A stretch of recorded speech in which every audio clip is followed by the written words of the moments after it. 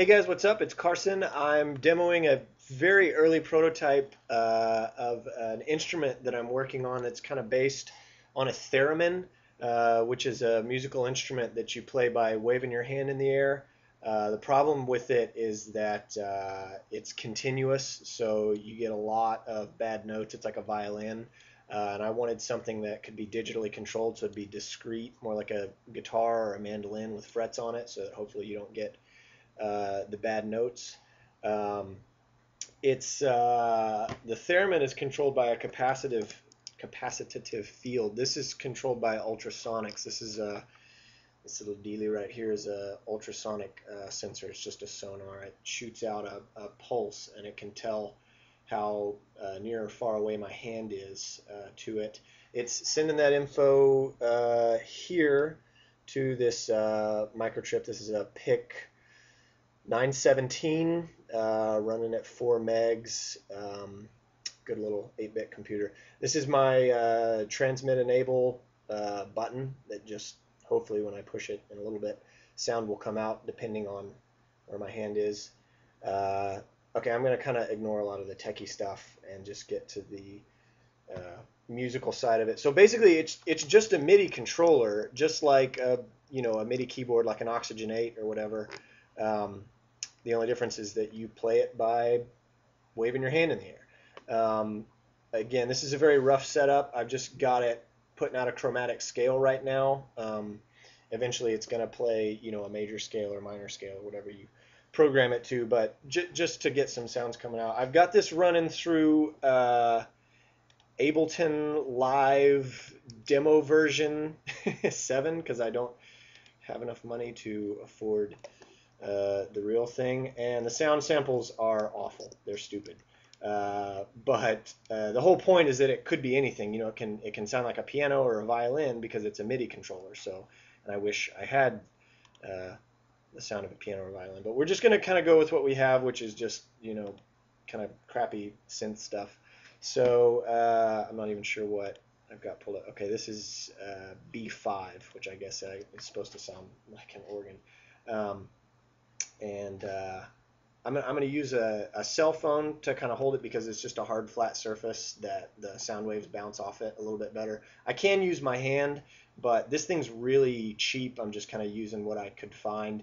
The final version is going to have a much nicer ultrasonic sensor. Okay, enough talking. Let's actually let it play, and you guys can see what I'm talking about.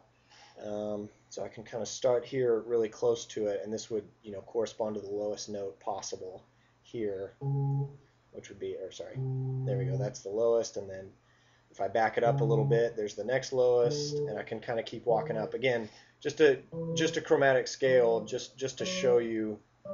There's 8.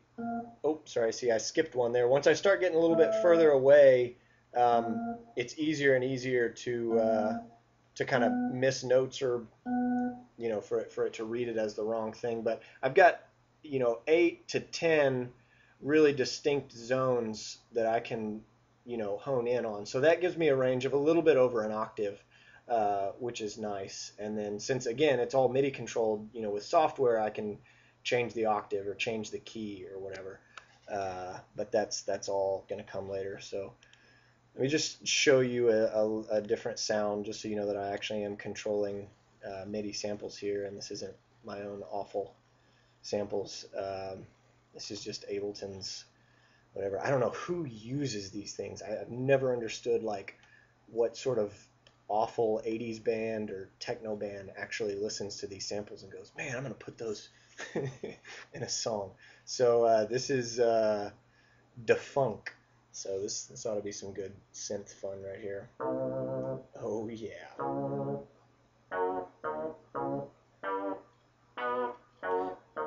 So you can see that, kind of everywhere I'm going, I get a note out of it. And when it's not a chromatic scale, when it's actually a major scale, you can make something cool out of that.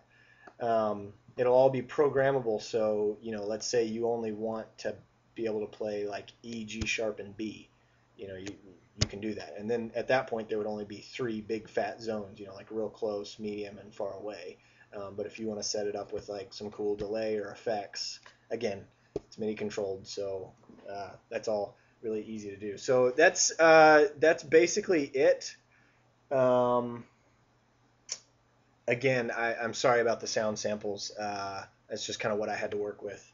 Jay Snyder and Joe Williams, you guys owe me a big apology for always talking about Ableton Live like it was the second coming of Christ. So, and I know what you're going to say. You're going to say go get some real sound banks for it. But anyways, so again, very, very early stages of development.